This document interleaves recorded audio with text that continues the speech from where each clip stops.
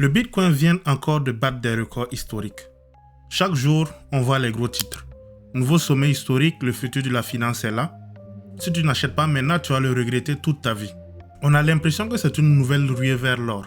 Des étudiants qui achètent des fractions de Bitcoin au lieu de payer leur loyer, des milliardaires qui tweetent un mot et font exploser le marché, et bien sûr ton oncle préféré, celui qui ne comprenait même pas comment utiliser WhatsApp, qui t'explique aujourd'hui comment devenir riche grâce à la blockchain. Mais derrière les paillettes et les courbes qui montent, il y a une réalité beaucoup plus complexe.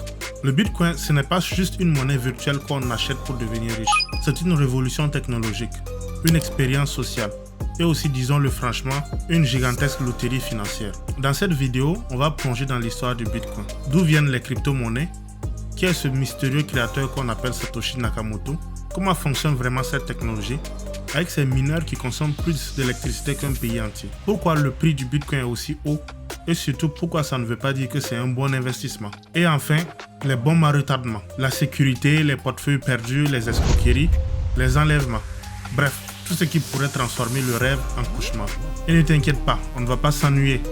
Parce que dans l'histoire du Bitcoin, il y a des anecdotes incroyables, comme ce type qui cherche toujours son disque dur avec des millions de dollars à l'intérieur, ou ces PDG de plateformes qui disparaissent avec la caisse comme par magie. Alors attache ta ceinture, on part pour un voyage au cœur du Bitcoin. Tu vas comprendre pourquoi certains le voient comme l'avenir de la finance et pourquoi d'autres le considèrent comme un château de cartes numériques. Commençons par une question simple. Qu'est-ce qu'une crypto-monnaie? Une crypto-monnaie, c'est une monnaie numérique. Elle n'existe pas physiquement. Tu ne peux pas la toucher, la mettre dans ton portefeuille ou la cacher sous ton matelas. Elle vit uniquement dans un registre public qu'on appelle la blockchain. Quelle est la différence avec les monnaies normales, fiduciaires? Quelle est la différence avec l'euro ou le dollar? Eh bien, l'euro est géré par une banque centrale, la BCE. Le dollar par la Fed. En gros, des institutions qui contrôlent la quantité de monnaie en circulation, qui peuvent en créer ou en détruire. La crypto-monnaie, elle est décentralisée. Pas de banque centrale, pas d'État, pas de patron. C'est un réseau mondial d'ordinateurs qui gère tout.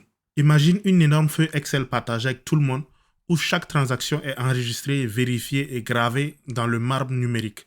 Impossible de tricher, impossible de falsifier, du moins en théorie. Maintenant que tout c'est dit, vous allez me dire, eh bien, ça sert à quoi de créer une monnaie numérique? L'avantage est qu'elle permet d'échanger l'argent directement sans passer par une banque ou une carte de crédit. Tu veux envoyer de l'argent à quelqu'un à l'autre bout du monde? Avec une crypto, c'est possible et sans intermédiaire. Mais attention, ce n'est pas parce qu'il n'y a pas d'intermédiaire que c'est gratuit ou rapide. Au contraire, une transaction en Bitcoin peut prendre plusieurs minutes et les frais peuvent être énormes quand le réseau est saturé. Eh bien oui, le coût d'une transaction en Bitcoin n'est pas fixe. Il fluctue constamment. Il dépend de plusieurs facteurs, mais pour vous donner une idée concrète, le coût moyen d'une transaction se situe actuellement autour de $1. Cependant, il est important de noter que ce chiffre est une moyenne. Dans les faits, le coût peut varier considérablement, parfois de quelques centimes à plus de $100 en fonction de la situation du réseau. Le coût d'une transaction Bitcoin n'est pas basé sur le montant que vous envoyez, mais sur la demande du réseau et la taille des données de votre transaction. Le Bitcoin peut traiter qu'un nombre limite de transactions à la fois. Lorsque le réseau est très sollicité, l'espace disponible dans les blocs est limité. Les mineurs qui valident les transactions donnent la priorité à celles qui offrent les frais les plus élevés. C'est comme une enchère, plus il y a de demandes, plus les prix montent. Donc imagine que tu vas acheter un café à 3 €. Tu paies en Bitcoin. La transaction met 10 minutes à être validée et les frais te coûtent 5 €. Résultat, ton café à 3 € t'en coûte 8. Autant dire que c'est un café que tu n'oublieras pas. Finalement, c'est un peu comme envoyer un SMS à l'époque des années 2000. Ça met un temps fou à arriver et parfois ça part au mauvais numéro. La différence est que là, si tu envoies ton argent au mauvais destinataire, c'est fini. Pas de remboursement, pas de service client. Tu as juste offert une pizza à un inconnu en Ouzbékistan. Et puis, il faut le dire, toutes les cryptos ne se ressemblent pas. Il existe aujourd'hui des milliers de crypto-monnaies. Certaines sont sérieuses, d'autres sont des blagues devenues multimillionnaires. Tu as le Bitcoin, le pionnier, le roi, celui dont tout le monde parle. Tu as l'Ethereum, qui va plus loin avec les contrats intelligents. Et puis, tu as les fameuses shitcoins. Ces monnaies créées juste pour surfer sur la hype, comme le Dogecoin, inventé au départ comme une blague avec la tête d'un chien, blague qui vaut aujourd'hui des milliards. Comme quoi, Internet est un endroit magique.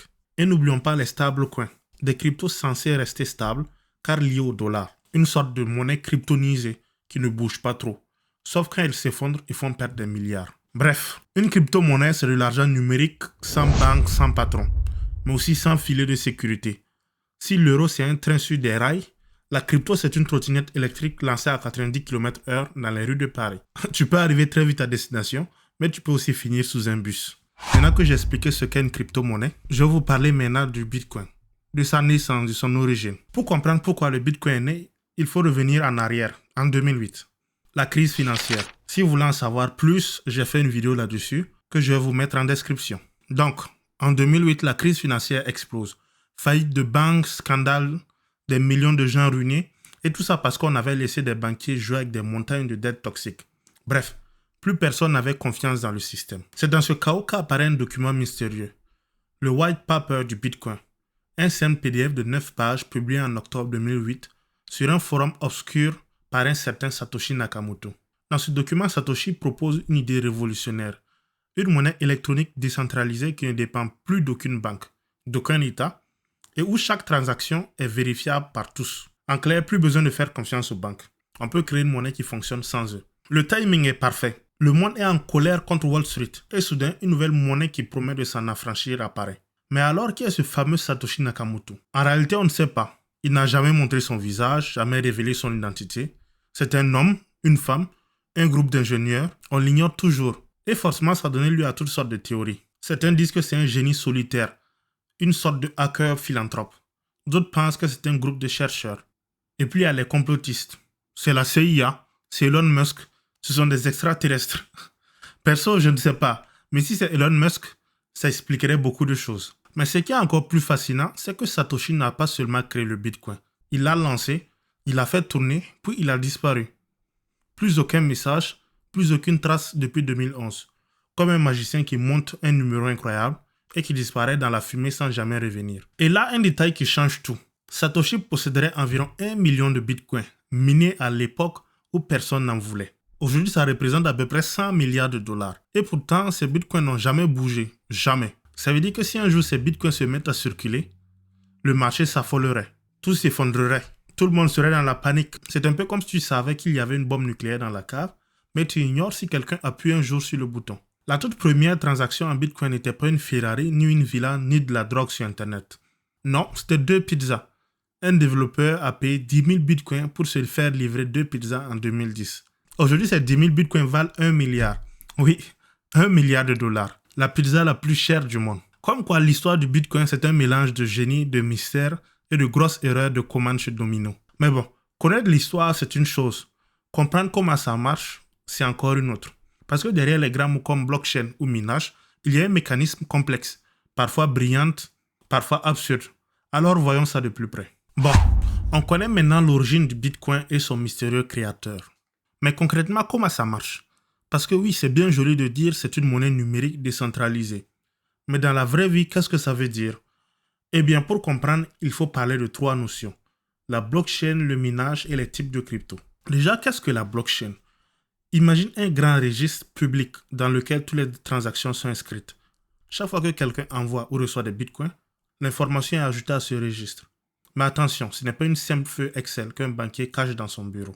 C'est une feuille Excel géante, parfois entre des milliers d'ordinateurs partout dans le monde. Chaque bloc de transaction est validé, puis attaché au bloc précédent.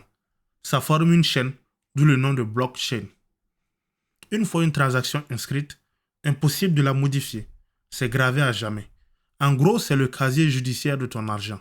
Alors, si tu envoies 50 € en bitcoin à ton ex un soir de désespoir, désolé, c'est enregistré pour l'éternité. Pas moyen de supprimer l'historique comme tes DM Instagram. Mais qui valide ces transactions? Ce sont des ordinateurs appelés les mineurs.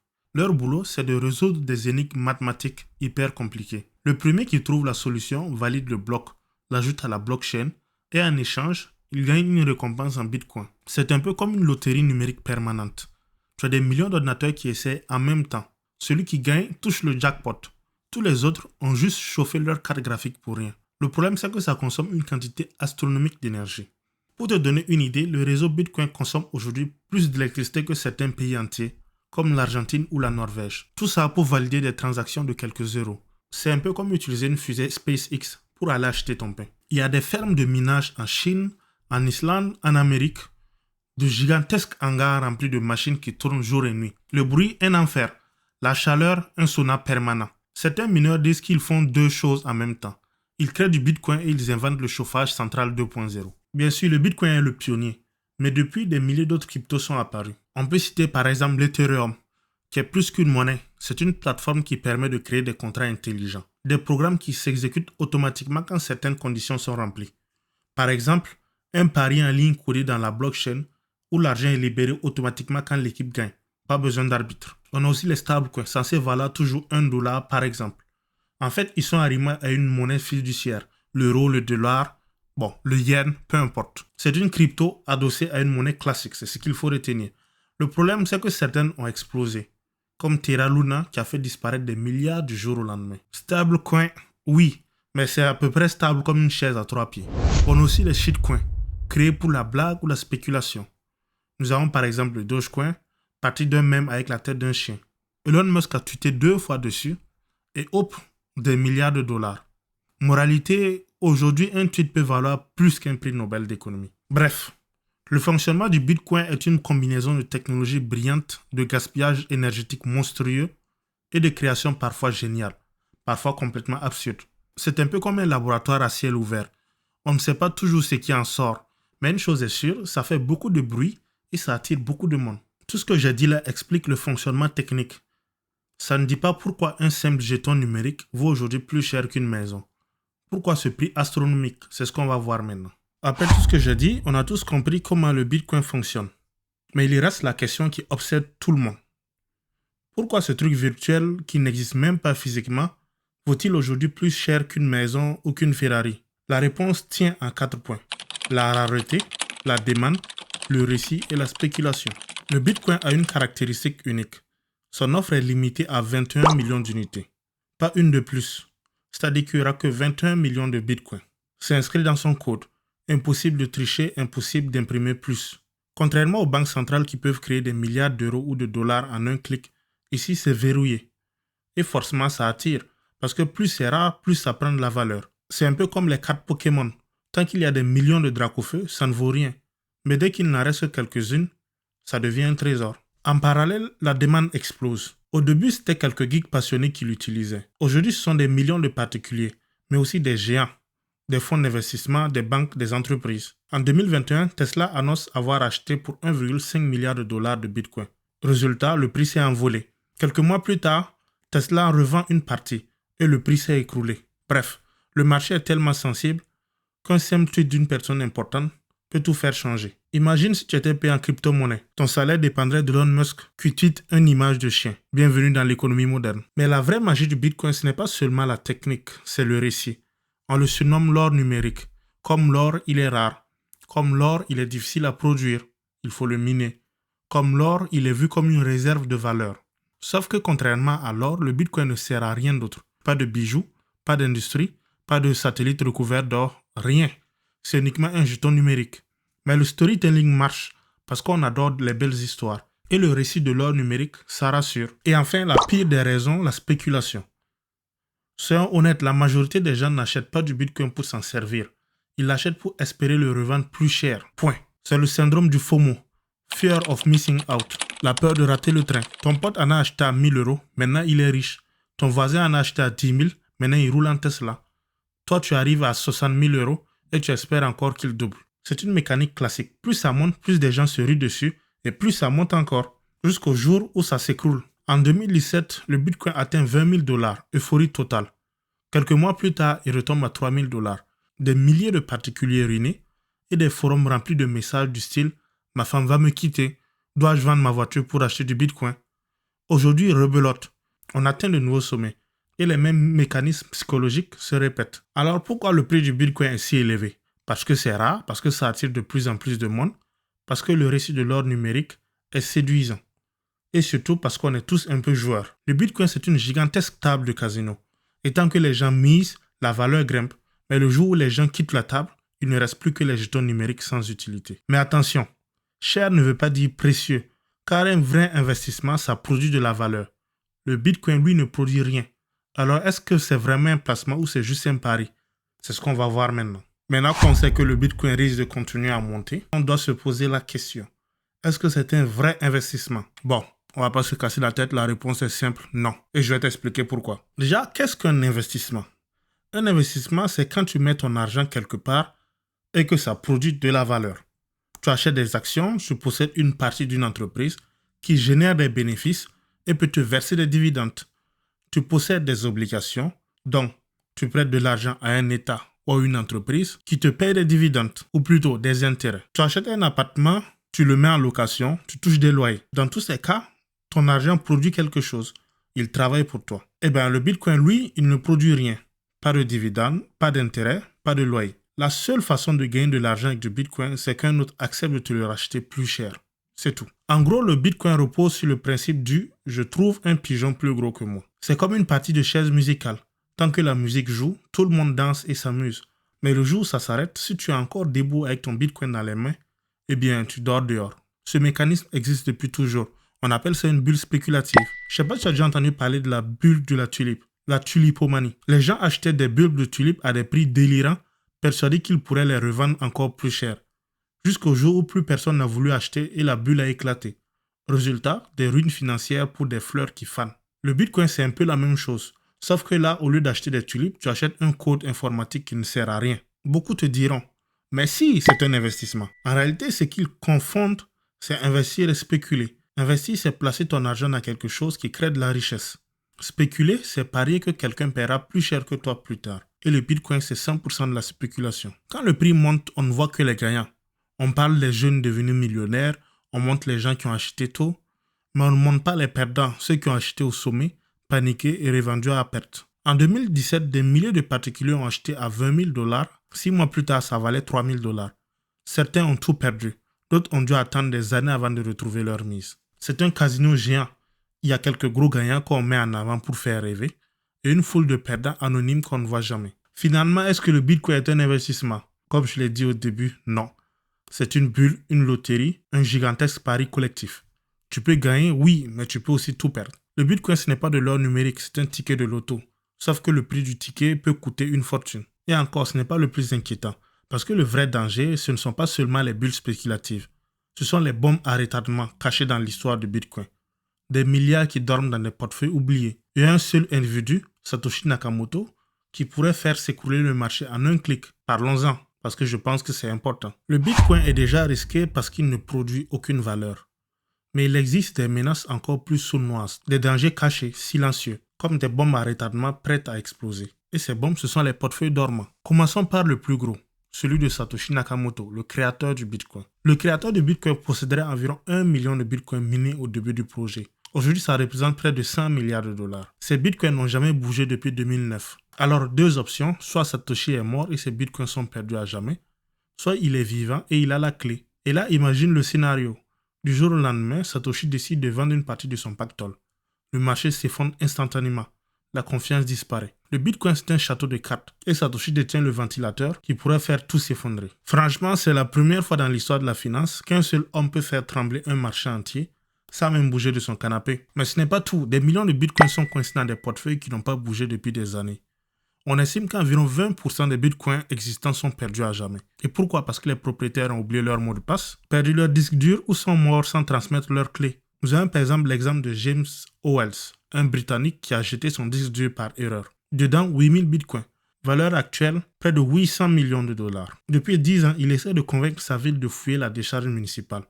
Malheureusement pour lui, il refuse. À ce stade, il ne cherche plus un disque dur, mais carrément l'entrée du cimetière financier des rêves. Autre bombe à retardement, les baleines. Ce sont les gros porteurs de Bitcoin. Quelques centaines d'adresses détiennent la majorité de l'offre totale. Si une baleine décide de vendre massivement, ça peut faire plonger le marché. C'est comme jouer au Monopoly où 3 joueurs possèdent presque tous les billets et toi tu espères gagner avec une gare et une maison de campagne. Et bien sûr, qui dit concentration dit manipulation. Certaines études ont montré que lors de grandes hausses du Bitcoin, ce sont souvent quelques acteurs qui ont déclenché l'explosion en manipulant le marché. Un tweet, une rumeur, une annonce et les foules suivent. En fait, le marché du Bitcoin, c'est moins de la finance. C'est plus une partie de poker truqué. Résumons. Un créateur fantôme avec 1 million de Bitcoin. Des millions de jetons perdus à jamais. Quelques baleines capables de tout faire s'écrouler et un marché manipulable comme une marionnette. Ça fait beaucoup de bombes à retardement pour une seule monnaie. Le plus ironique, c'est que les fans de Bitcoin disent souvent c'est la monnaie du futur, incorruptible, inarrêtable. Mais en réalité, l'avenir du Bitcoin repose sur des clés USB perdues, des milliardaires capricieux, un type mystérieux qui n'a peut-être même jamais existé. Autrement dit, si le Bitcoin était une série Netflix, ce serait un thriller psychologique. Tout le monde attend l'épisode où quelqu'un appuiera sur le bouton rouge. Et même si par miracle ces bombes n'explosent jamais, il reste un autre danger, la sécurité au quotidien. Le Bitcoin n'est pas seulement vulnérable à des baleines ou à Satoshi, il est vulnérable à toi, à ta clé perdue, à un pirate ou à une plateforme qui disparaît du jour au lendemain. Et ça, on en parle tout de suite. Cette vidéo commence à devenir longue, on a parlé de tellement de choses. On a parlé des bombes à retardement du Bitcoin, mais il existe un autre danger plus quotidien, plus personnel, la sécurité. Parce que posséder du Bitcoin, c'est un peu comme avoir un coffre rempli d'or, mais dont la clé est minuscule, fragile et qu'on peut perdre à tout moment. Le Bitcoin fonctionne avec un système de clés cryptographiques. La clé publique, c'est ton adresse Bitcoin. Tu peux la donner à tout le monde. La clé privée, c'est un mot de passe secret, celui qui prouve que tu es bien le propriétaire de tes Bitcoins. Le problème, c'est que si tu perds ta clé privée, c'est fini. Plus de récupération, plus de service client. Ton argent est verrouillé à jamais. Et ça arrive tous les jours. Des millions de bitcoins sont perdus ainsi. Le bitcoin, c'est peut-être la seule banque au monde où tu peux jeter ton argent à la poubelle par accident. La plupart des gens, pour éviter de perdre leur clé privée, laissent leur bitcoin sur des plateformes comme Coinbase, Binance ou autres. Le problème, c'est que ces plateformes sont des nouvelles banques sans règles, sans assurance et sans filet de sécurité. Si elles ferment ou se font pirater, ton argent disparaît. C'est tout. Et ce n'est pas une théorie, c'est déjà arrivé. Mt. Gox en 2014, la plus grosse plateforme de l'époque piratée. Résultat, 850 000 bitcoins envolés. Des milliards, pouf, disparus. FTX en 2022, un des leaders mondiaux. Son PDG, Sam Bankman-Fried, a détourné les fonds des clients pour ses propres paris financiers. Résultat, des millions de victimes, des milliards envolés. Quand une banque classique ferme, tu as au moins l'État qui garantit tes dépôts. Bon, c'est plutôt à hauteur de 100 000 euros si je me souviens bien.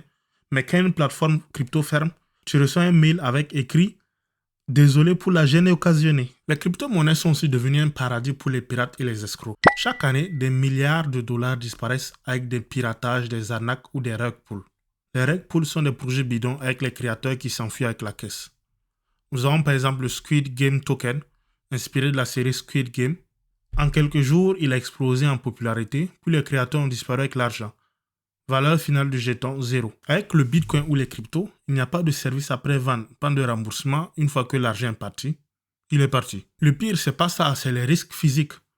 Comme le Bitcoin est anonyme et parfois associé à des fortunes colossales, certains détenteurs se font kidnapper ou agresser pour livrer leurs clés. Je pense pour ceux qui suivent l'actualité en France, il y a eu plein d'exemples. Un entrepreneur en crypto à Hong Kong, par exemple, a été enlevé et torturé jusqu'à ce qu'il transfère ses bitcoins.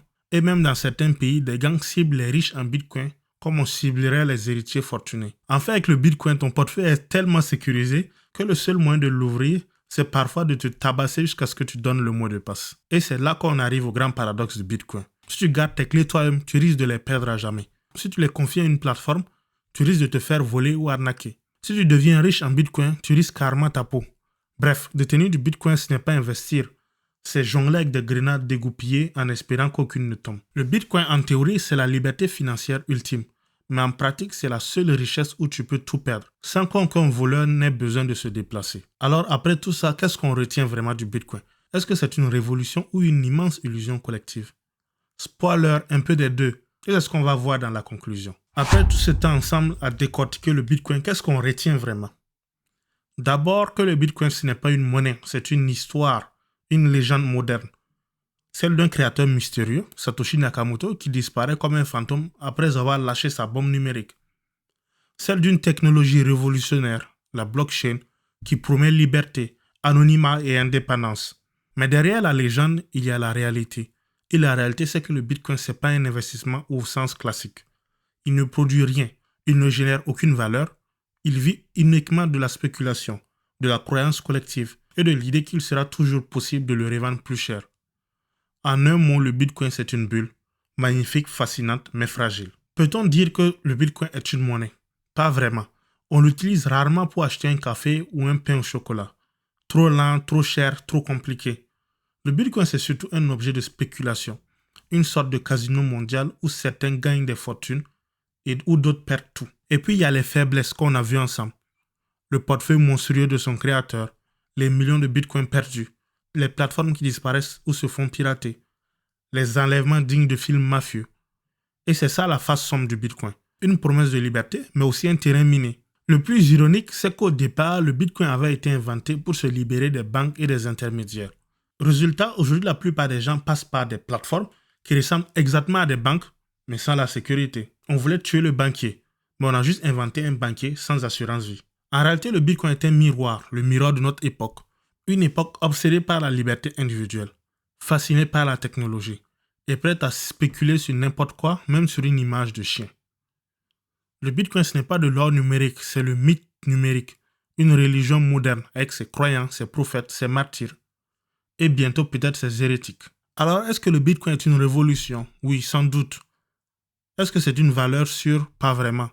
C'est une bulle, une croyance, un pari. Un pari dangereux, parfois mortel, mais terriblement séduisant. Finalement, le Bitcoin, c'est un peu comme jouer à la roulette russe. Certains s'en sortent millionnaires, d'autres ruinés. Et la seule question, c'est est-ce que toi tu appuieras sur la gâchette? J'espère que vous avez aimé cette vidéo. Si c'est le cas, je vous invite à l'aimer et à vous abonner. Cette vidéo est plutôt à charge sur le Bitcoin et c'est vrai que je ne suis pas un fan du Bitcoin, mais je comprends qu'il y a des gens qui veulent investir ou plutôt y mettre leur argent. Je vous recommande juste d'y aller prudemment et de mettre vraiment de l'argent que vous êtes prêt à perdre. Et sinon, bonne chance et surtout investissez intelligemment.